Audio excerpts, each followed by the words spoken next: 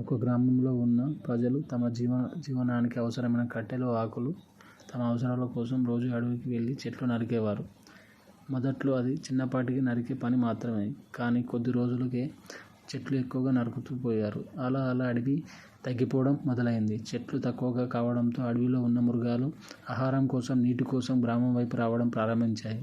పులులు, నక్కలు, అడవి పందులు గ్రామంలో చేరి పశువులను, కొన్నిసార్లు గ్రామస్తులను కూడా హింసించాయి.